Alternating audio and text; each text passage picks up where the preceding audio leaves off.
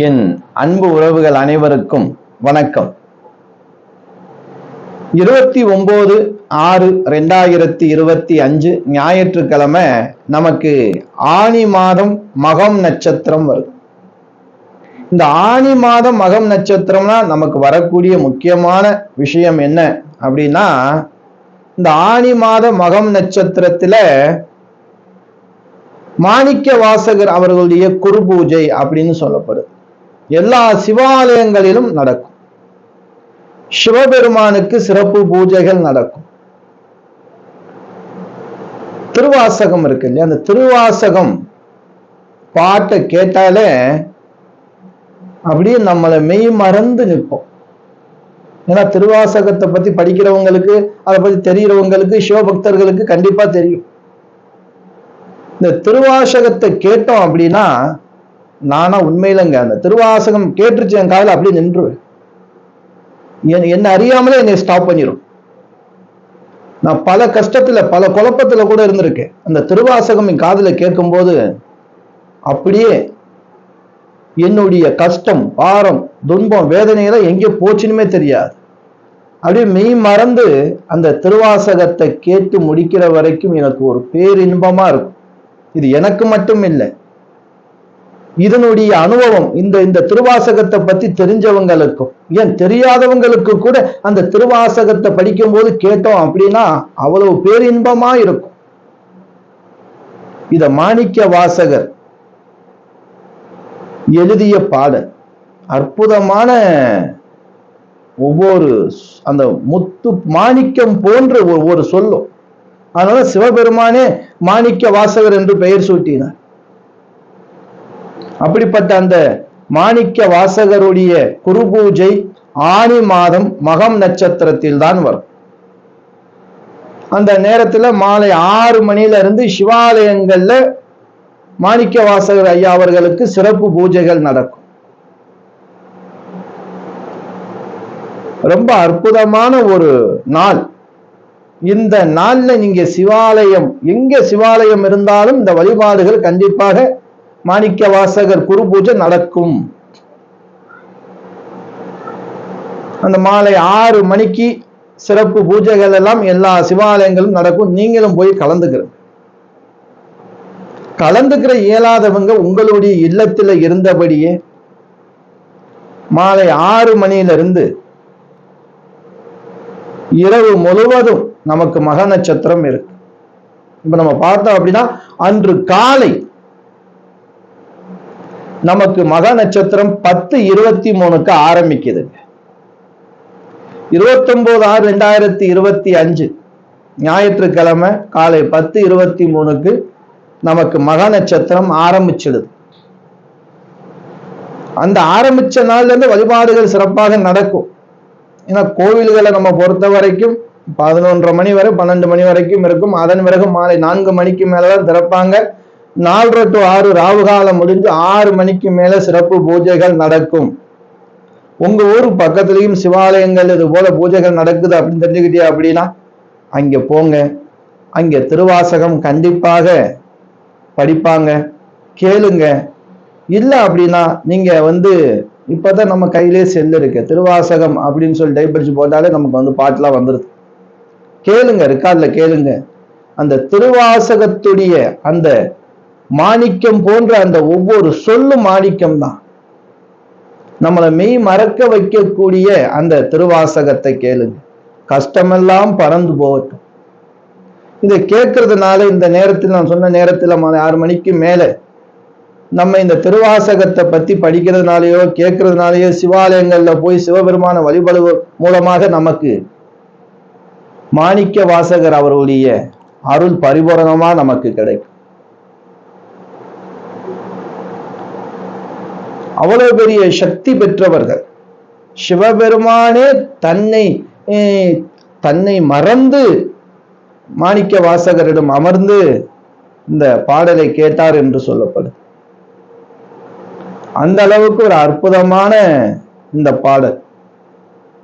இது மட்டும் இல்லைங்க, இவர் எழுதியதுல திருவாசகமும் மற்றும் திருக்கோவையார்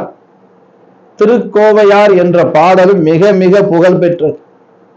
அற்புதமான பாடல்கள். அதுல திருவாசகம் தித்திக்கின்ற ஒவ்வொரு வார்த்தைகளும் அந்த வரிகளும் மெய் சிலிர்க்கும். தன்னை மறந்து சிவனிடத்திலே அற்புதமான நிகழ்வெல்லாம் அந்த திருவாசகத்திலே இருக்கு. திருவாசகத்தை நம்ம அதை தெரிஞ்சு நம்ம படிக்க ஆரம்பிச்சோம்னா எவ்வளவு அற்புதமா இருக்கும் தெரியுமா? திருவாசகத்தெல்லாம் படிக்கிறதுக்கு ஒரு பாக்கியம் வேணும், அதை விட கேட்கறதுக்கு மிகப்பெரிய பாக்கியம் வேணும். அப்படிப்பட்ட பாக்கியம் செய்த அன்பு உறவுகள், கண்டிப்பாக நீங்க நான் சொன்ன இந்த 29/6/2025 ஞாயிற்றுக்கிழமை மாலை நேரத்திலே சிவாலயங்கள் கண்டிப்பாக போங்க. சிவபெருமானுக்கு விளக்கேற்றி வழிபடுங்க. உத்திரகோச மங்கையில இந்த சிறப்பாக கொண்டாடப்படும், ரொம்ப விசேஷமாக கொண்டாடப்படும். மற்ற சிவாலயங்களும் சிறப்பாக நடக்கும். தவற விட்டுறாதீங்க. இந்த நேரத்தில் நீங்க என்ன வேண்டி கேட்டாலும் கண்டிப்பாக சிவபெருமான் அப்படியே உங்களுக்கு தருவார். அன்னைக்கு திதி பார்த்தீங்கன்னா பஞ்சமி திதியோட தான் இது வருது. இரவுல பஞ்சமி திதி இருக்கு, மதியத்துக்கு மேல பஞ்சமி திதி ஆரம்பிச்சிடுது. நமக்கு மக நட்சத்திரம் முழுமையாயிருக்கு. ஆனி மகம், மாணிக்க வாசகர் குரு பூஜை மறக்காதீங்க. இதை எல்லாருக்கும் கொஞ்சம் ஷேர் பண்ணுங்க, நல்ல விஷயம். உண்மையான சிவபக்தர்கள் கண்டிப்பாக சிவாலயங்கள் இருப்பார்கள். இந்த நேரத்தில் திருவாசகம் படிப்பார்கள் அல்லது கேட்பார்கள், சிவநாமத்தை சொல்லியே இருப்பார்கள். ஏன்னா இன்னைக்கு சிவபக்தர்கள்னா அதிகமாயிட்டாங்க. ரொம்ப எல்லா இடங்களிலும் சிவபக்தர்களுடைய எண்ணிக்கை அதிகமாகிட்டே இருக்கு. பார்த்தோம்னா பெண்கள், நான் பெண்கள்ல பட்டை போட்டு பெருமாள் பார்த்து, இப்பெல்லாம் பிரதோஷ காலங்கள்ல நம்ம கோயிலுக்கு வருவாங்க, பட்டை அடிக்கிறாங்க. சிவன் மீது இருக்கக்கூடிய அன்பு, ஓ நமச்சிவாயங்கிற நாமம் அவங்களுக்கு கொடுக்கக்கூடிய சந்தோஷம், இந்த திருவாசக மந்திரம் என்ன சொல்லக்கூடிய அதுல வரக்கூடிய சக்தியை அவங்க புரிஞ்சுக்கிட்டாங்க, தெரிஞ்சுக்கிட்டாங்க. ரொம்ப பேர் இருந்தாலும் இதை தெரிஞ்சுக்கிறதுக்கு இந்த நேரத்துல போய் வழிபட்டால் நமக்கு எவ்வளவு பெரிய சக்தி கிடைக்குது, எவ்வளவு ஒரு அற்புதமான நாள். இந்த பாடலை எழுதியவருடைய குரு பூஜை இந்த நாள்ல தான் சிவபெருமானுடைய திருவடி சேர்ந்தார் அப்படின்னு சொல்லப்படுது. அது பெரிய வரலாறு. இந்த நாள்ல மாணிக்க வாசகரையும் வேண்டி பிரார்த்தனை செய்து கொண்டு அந்த திருவாசக நாமத்தை கேட்டு, இந்த பாடலை கேட்டு சிவபெருமான மனசுல நினைச்சு உங்களுடைய கஷ்டங்களையும் பிரச்சனைகளையும் நீங்க சொன்னீங்க அப்படின்னா கண்டிப்பாக உங்களுடைய கஷ்டங்கள் தீரும், பிரச்சனைகள் படிப்படியாக குறையும். நான் ஏன் இதை சொல்றேன் அப்படின்னா, சிவன் மீது எனக்கு நம்பிக்கை அதிகம். சிவபெருமானை வழிபட்டால் சோதனைகள் வரும் அப்படின்னு சொல்றாங்க. சோதனைகள் எல்லாருக்குமே வரும். சிவபெருமான் நெருப்பு இல்லையா? சிவபெருமான சாதாரணமா போய் தொட்டோம் அப்படின்னா சுடும். கவசத்தோட தான் போகணும். பக்திங்கிறது கவசம். நீ எதுவா இருந்தாலும் பரவாயில்லை, என்ன பிரச்சனை இருந்தாலும் பரவாயில்லை, சிவபெருமான நினைச்சு மனசார நினைச்சு உள்ள அன்போடு நீங்க அவர் பக்கத்துல நெருங்கினியா அப்படின்னா சுடாதுங்க. அந்த நெருப்பு உங்களை சுடாது. உங்களுக்கு உங்களுடைய கஷ்டங்களை தீர்த்து வைக்கக்கூடிய நெருப்பு இந்த அண்ணாமலையார். அதனால சிவபெருமான் உங்களுக்கு நல்லதை மட்டும்தான் செய்வார். விடாம கெட்டியா பிடிச்சுக்கிடுங்க அவர் பாதத்தை. சிவபெருமான் தான் காத்து நிற்பார். உடனே தரிசனம் கொடுக்கக்கூடிய தெய்வம் யாருன்னா சிவபெருமான் தாங்க. சிவபெருமானுடைய பக்தர்களுக்கு இது தெரியும். எந்த ரூபத்திலேயாவது எப்படியாவது சிவபெருமான அந்த அவருடைய உணர்வை புரிஞ்சுப்பாங்க. அது சித்தர்களுடைய வழிபாடு. அந்த சிவபெருமான தொட்டாலே சித்தர்கள் வழிபாடு ரொம்ப வந்துடும். அதனால இந்த அற்புதமான நாளை தவற விடாம எல்லோரும் சிவாலயங்கள் சென்று வழிபடுங்க.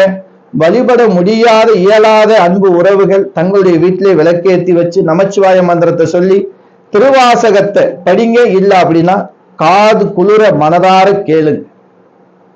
அந்த கேட்கக்கூடிய நேரத்துல நீங்க பிரார்த்தனையெல்லாம் சொல்றதுக்கு வாய்ப்பே இல்லை. ஏன்னா உங்களை மெய் மறந்துருவீங்க. அதுக்கு முன்னாடியே பிரார்த்தனையை வச்சுக்கிறீங்க. அதுக்கப்புறம் அந்த திருவாசகத்தை கேளுங்க. ஒவ்வொரு வரிகளும் நம்மளை மயக்கி அப்படியே நம்முடைய கஷ்டங்களை எல்லாம் பறந்தோட செய்யக்கூடிய அற்புதமான ஒரு பாடல். இந்த வீடியோ உங்களுக்கு பயனுள்ளதா இருந்துச்சு அப்படின்னா உங்க உறவினர்கள், நண்பர்களுக்கு எல்லோருக்கும் ஷேர் பண்ணுங்க. நம்ம வீடியோ புதுசா பார்க்கக்கூடிய அன்பு உறவுகளாக இருந்தால் அப்படியே சப்ஸ்கிரைபர் பண்ணிக்கிறங்க. அடுத்தடுத்து வீடியோ உங்களை தேடி வரும். அடுத்த வீடியோவில் சந்திக்கும் வரை நான் உங்கள் ஈஸ்வரன் சீதாராம ஜோதிடர். அனைத்து அன்பு உறவுகளுக்கும் வணக்கம்.